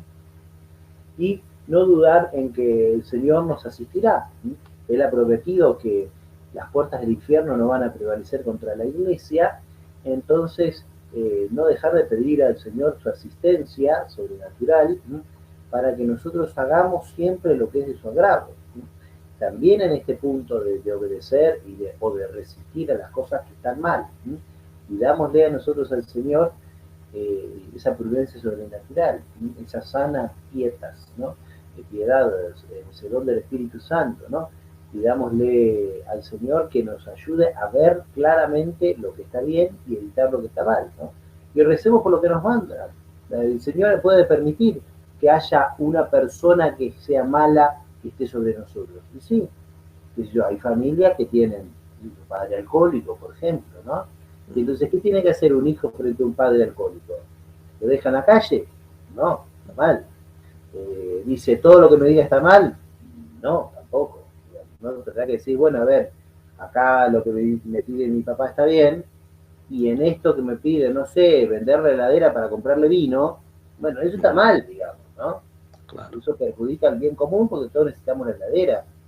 La fila de la heladera no es comprar vino, digamos, ¿no? Entonces uno dice, eso puntual no lo voy a hacer, ¿no? Bueno, esto en el ámbito familiar, hipotético, es lo que nosotros tenemos que llevar al ámbito de la sociedad y de la iglesia. Entonces, lo bueno sí, lo malo no, y no puedo decir a mi papá porque sos un alcohólico, te vas allá a vivir al fondo del patio al gallinero. Tampoco, no es así, digamos, ¿no? Bueno, esto es lo que nosotros tenemos que llevar. Rezar por los que nos mandan, ¿sí? Para que el Señor los ilumine o se dejen iluminar, ¿sí? Para que siempre busquen ante todo la gloria de Dios y la salvación de las almas, que es el fin principal de la obediencia. Excelente, excelente. Pues nada, Padre Jorge Luis, déjeme agradecerle su cercanía, su amabilidad, su disposición para compartir sus conocimientos con nosotros y nuestra audiencia. Y que el Señor le bendiga y le dé todas las posibilidades, los dones y las virtudes necesarias para que alcance su santidad. Gracias a usted por la invitación y la cordialidad que he sentido en el programa. Pues bendito sea Dios. Impártanos su bendición, Padre Jorge Luis, y que el Señor le guarde. Muchísimas gracias. El Señor esté con vosotros, con tu espíritu, la bendición de Dios Todopoderoso, Padre y Espíritu Santo, descienda sobre vosotros y permanezca para siempre. Amén. Amén y eternamente amén. Esto ha sido En la Iglesia, un programa para conocer, amar y defender el cuerpo místico de Cristo, la Iglesia Católica. Hoy, con la honorable presencia del Padre Jorge Luis Hidalgo desde Argentina, hablándonos sobre la obediencia en Castellani. Así que en la descripción de este programa les voy a dejar el enlace de su libro, La obediencia en Castellani, al cual invito que el que tenga interés en conocer, lea, adquiera este libro y lo lea. Padre Jorge Luis está trabajando en una tesis doctoral. ¿Tendremos un libro de él, de esa tesis? Yo pido a Dios poder escribir y llegar a término. Ok. Esperemos que sí, esperemos que sí. Ok, muy bien. La cristiandad en el Padre me envía. Me envían. Ok. Creo que se hará necesario que hagamos un programa para dar a conocer al Padre Mendier. Bueno, con muchísimo gusto. Así que vaya preparando el material que en cualquier momento compartimos a una fecha en la que podamos coincidir. ¿Ok? ¿Cómo no? Déjeme desearle una feliz y muy santa Navidad, Padre, y un año nuevo lleno de lo mejor del cielo. Muchas gracias. También para ustedes, feliz y santa Navidad y para todos nuestros oyentes. Muy bien. Hasta una próxima emisión. Creo que vamos a tener el viernes al canónigo de la Basílica de Guadalupe en Ciudad de México, Monseñor Juan de Dios. Así que estén atentos. Hasta luego. Muy bien, adiós. Sancte Michael Arcangele. San Miguel Arcángel, defiéndenos en la batalla. Sé nuestro amparo contra las perversidades y acechanzas del demonio. Reprímale Dios, pedimos suplicantes. Y tú, príncipe de la milicia celestial, arroja al infierno con el divino poder a Satanás y a los otros espíritus malignos que andan dispersos por el mundo para la perdición de las almas. Amén. Ven, Señor Jesús, En la iglesia, ven, Andrea Trujillo, Jesús, Rafael Núñez, firmes y fieles a la verdad. Señor Jesús, Maranatha, si ven pronto. En la iglesia,